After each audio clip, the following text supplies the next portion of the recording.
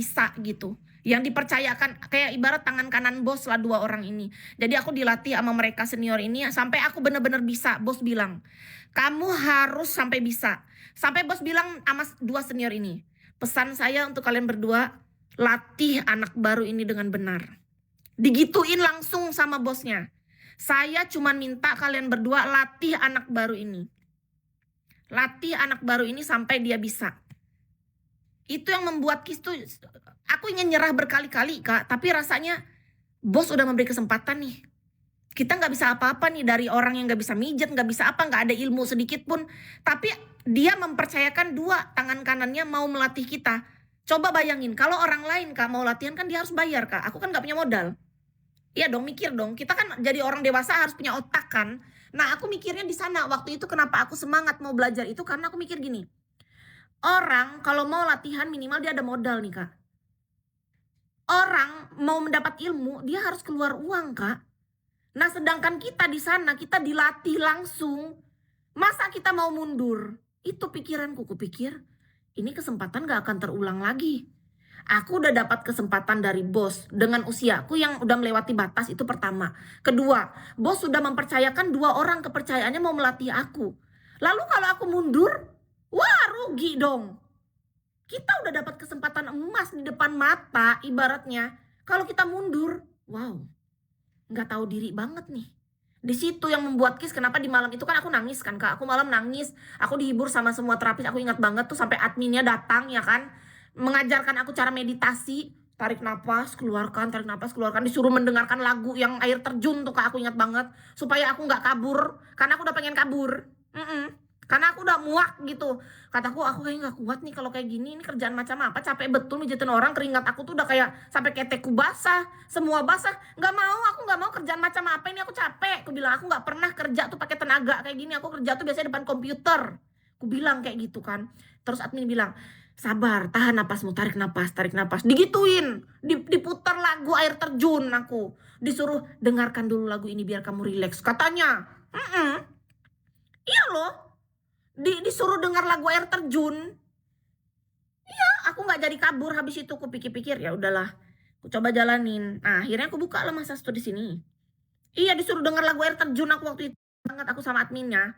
Lagu air terjun yang kayak ada lantunan-lantunannya tuh, lantunan refleksilogi kah apa itu.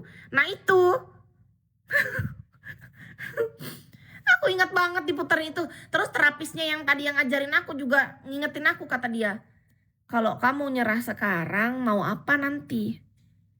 Kamu pasti bisa. Ya udah, akhirnya aku jalanin. Aku buka lah masa studi di sini sekarang. Masyarakat kecil butuh pemimpin wanita kayak, maksudnya apa sih Kak ngawur?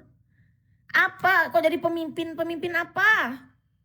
Pemimpin wanita apa? Masyarakat kecil butuh pemimpin. Kok jadi pemimpin? Sebetulnya harus kabur. Kenapa? Apa alasan kakak kenapa jadi bilang harus kabur? Kenapa harus kabur? Nggak jadi aku waktu itu kabur. Karena aku ditenangkan sama mereka itu. Nggak kabur aku. Pemimpin diri sendiri, nyalon jadi kades. Ih, dari bahasanya sama ngawur, sesuai dengan bahasa itu. Kenapa jadi disuruh jadi kades aku? Nggak jelas. Kenapa jadi kepala desa? Masasnya bisa buat laki. Iya, Kis melayani pria dan wanita Kak. Ini IG-nya Kis Kak, coba lihat di sana. Di situ ada. Jadi ada price list-nya, Kakak boleh cek di story-nya ya. Ada price list-nya Kis di Palangkaraya Kak. Jadi buat teman-teman yang butuh silahkan cek di sana. Hubungi aja ke nomor WA yang tertera di IG ini ya Kak. Makasih ya. Kepikiran pun gak pernah aku segala disuruh jadi kepala desa ada jarang. Macam-macam orang kalau ngelihat kita. Aku ingat dulu disuruh jadi model, disuruh jadi pramugari, disuruh jadi asisten pribadi, bos gitu. Terus aku pernah disuruh jadi anggota DPR. Aneh-aneh orang nyuruh.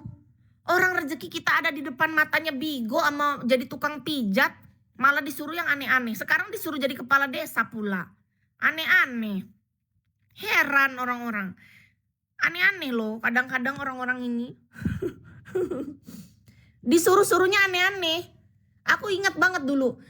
Kamu itu cantik, kamu cocoknya jadi model. Kamu itu keren, cocoknya jadi pramugari. Enak orang ngomongnya, cocok-cocok. Dicocok-cocokin sama muka, dicocok-cocokin sama ini. Kan rezeki itu kita nggak pernah ngatur loh Kak. Rezeki yang datang ke kita, menurut Kis ya udah kita terima. Kenapa jadi orang yang mau cocok-cocokin? Kamu cocoknya sama ini, kamu cocoknya sama ini. Nggak ada.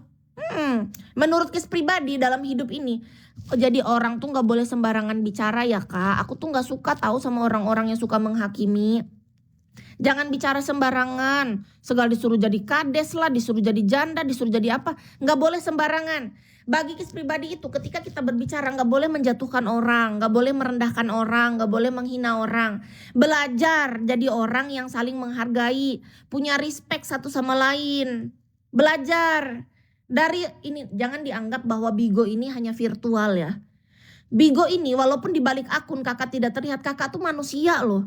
Kakak punya jari juga, kakak manusia yang punya otak, punya hati. Jadi kita tuh kalau kata-kata kita itu tidak membangun, tidak positif, bahkan itu bisa negatif atau menyakiti hati orang, belajar untuk tidak melakukannya, tahan diri. Gitu. Karena dalam hidup ini adalah tentang dampak. Kalau apa dampak yang kita ucapkan dan lakukan itu berpengaruh buruk bagi orang lain, lebih baik jangan lakukan. Gitu. Ijazah terakhirku S1 Kak. Aku sarjana ekonomi akuntansi. Tapi aku sudah lama nggak kerja di depan komputer. Jadi aku udah lama nggak pegang laptop. Sejak 2016. Sejak 2016 Kis kerjanya kan Bigo. Kan Bigo ini udah 10 tahun aku Kak. Sekarang 2026 kan. Nah sejak 7 tahun yang lalu aku jadi LC. Sejak 3 tahun yang lalu aku jadi massage terapis atau tukang pijat. Sudah 3 tahun. 7 tahun yang lalu itu awal mula aku jadi LC. Jadi host Bigo 10 tahun. Udah sejak 2016. Berarti udah 10 tahun kan. Nah jadi udah lama gak depan komputer. Sedangkan dulu basic skill aku Kak, aku tuh sampai pegang 11 sistem Kak. 11 sistem kakak bayangin aja 11 Kak. Aku bisa mengoperasikan 11 sistem itu. Semuanya. Karena dulu memang aku depan komputer aja kerjaanku. Di rumah masih megang laptop lagi aku. Untuk menyelesaikan kerjaanku lembur aku. Tapi setelah aku lepas dari itu, kan aku kenal Bigo. Nah sejak kenal Bigo aku gak pernah megang komputer lagi hingga detik ini. Berarti sudah sangat lama aku tuh udah gak di depan komputer. Padahal aku sarjana ekonomi akuntansi. Tapi jalan rezekiku gak mengarahkan ke sana. Justru aku disuruh jadi tukang pijat. Gitu.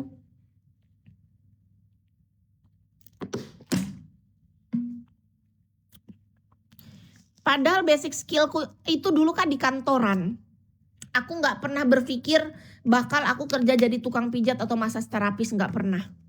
Tapi sekarang aku udah berdamai dengan keadaan Kak. Aku sudah menerima keadaanku. Aku sudah ikhlas menjalani sebagai seorang LC, sebagai seorang official host di Bigo. Dan aku juga sudah ikhlas jadi tukang pijat atau massage terapis. Dan bisa melayani pria dan wanita. Ini IG-nya, iKissBy. Aku sudah ikhlas Kak, karena udah memang menerima. Waktu awal dulu memang belum.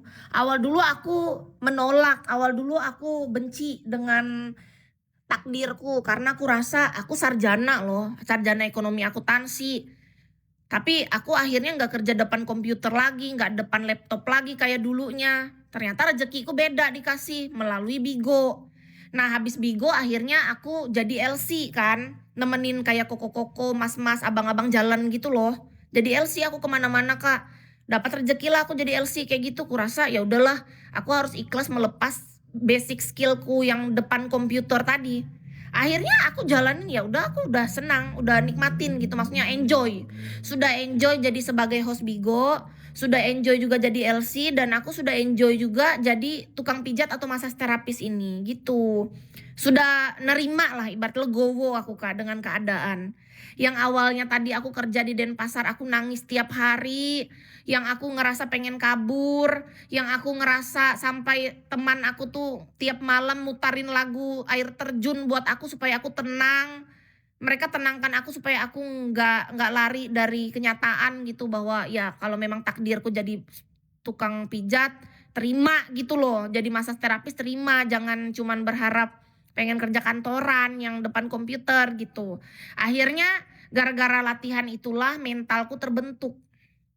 Bisa lah akhirnya aku jalanin pelan-pelan. Ya, bagi Kis pribadi dalam hidup ini yang penting niat kita adalah memang niat bekerja, profesional kerja aja. Karena bagi Kis pribadi ya, gini contoh aku jadi LC ya Kak. Ini contoh aku jadi LC aja nih. Kak Iqbal makasih. Ini contoh ya. Aku kasih contoh yang paling sering terjadi dalam hidupku waktu aku jadi LC. Jadi ketika aku salah satu orang nih yang pas langganan aku, dia jadi LC aku, dia sewa aku kan, terus dibilang, LC yang lain kayaknya nggak kayak kamu deh. Aku heran sama kamu kayak agak lain kata dia, dibilang dia gitu. Terus aku bilang agak lainnya kenapa?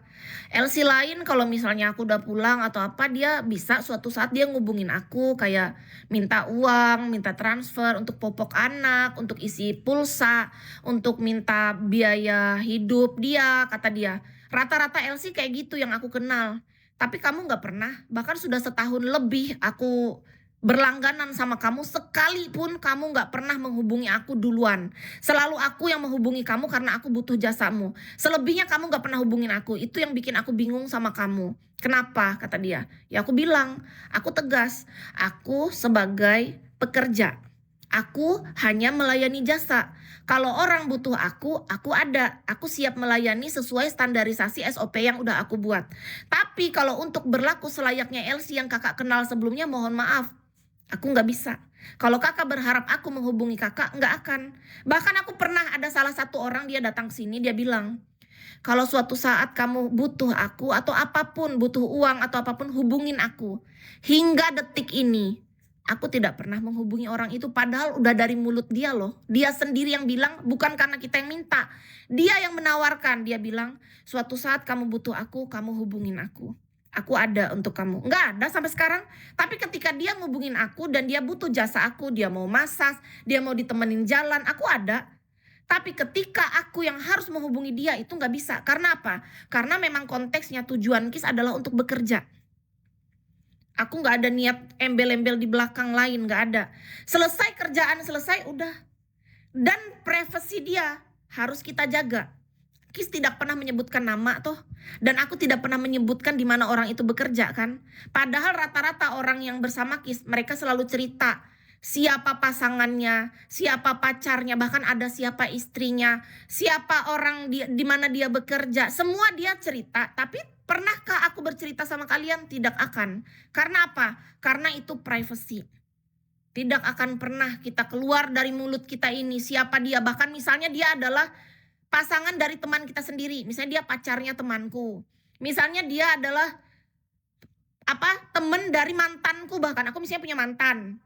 Terus dia teman dekat sama mantanku. Misalnya aku ketemu nih sama mantan atau apa, nggak akan pernah aku ceritakan sedikit pun. Nggak akan keluar dari mulutku. Karena apa? Itu yang namanya profesional kerja menurut Kis. Kita harus jadi orang yang dipercaya dalam pekerjaan kita. Kita harus tahu batas, jangan jadi orang yang ember bocor.